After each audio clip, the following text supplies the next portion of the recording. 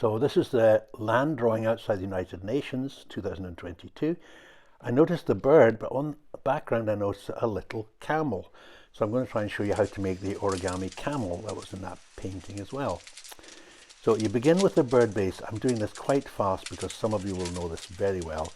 If you need it in a slower version, you'll find it elsewhere in the web page or elsewhere, but you'll see it's basically you fold it in half lengthways, in half crossways, and then it forms the preliminary base, which you then fold the sides in like so, and lift up the two wings, which would be the bird base wings, and that gives you eventually the well-known famous bird base used for many models. Now open it out, turn it over, and then gently pull it apart, and you'll find the center pops down. Watch this, see it pops down? And as it pops down, squash it together. And this is called a sunk bird base. There's a bird base top is sunk into the middle. And as you squash it flat, you'll find two little bits come down as legs, and then there are two long bits for the other parts of the body you might want to do. So one's going to be the giraffe's head, and one's going to be its back legs. As usual in models made with bird base, you have two front legs and one back leg which is joined together, but it looks like two legs, so it's good enough.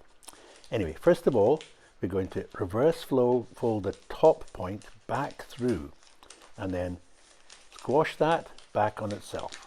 Can you see how that's going? So you fold it back in. It's like the bird base shape again, but this time you're going to fold that back over itself to leave a central line coming straight up the front, like a straight line up the front, which will be the front of the giraffe. And now we have the basic shape. We're going to take the thinning process, just fold in these little points here. Can you see one point in on each side? Fold it in to narrow the front of the giraffe so it's not a great big fat front. One on one side, and we turn it round, and we fold in just to the center line, one on the other side, and touch. That's great. Fold it back again.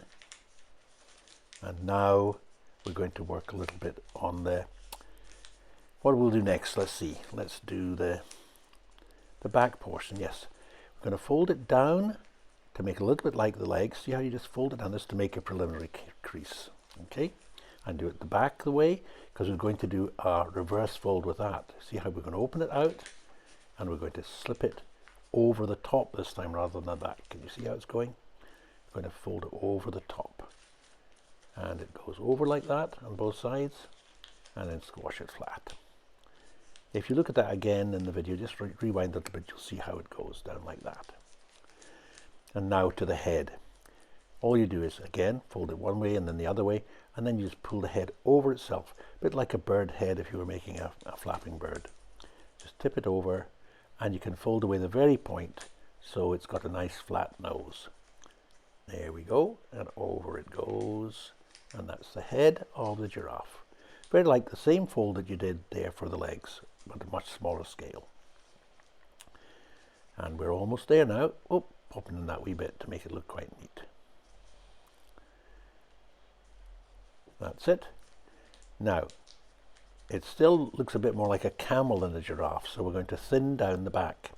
And that's just by folding in the little point there, goes in towards the center on one side, and the same on the other. You'll see what it looks like in a minute.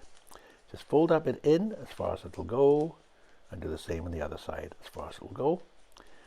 And you'll find that this looks very like the giraffe that is in the land painting outside the United Nations. I think this one is in New York. It won't be there anymore because it disappears after about 5 weeks. The whole thing just washes away. But there it is, the giraffe.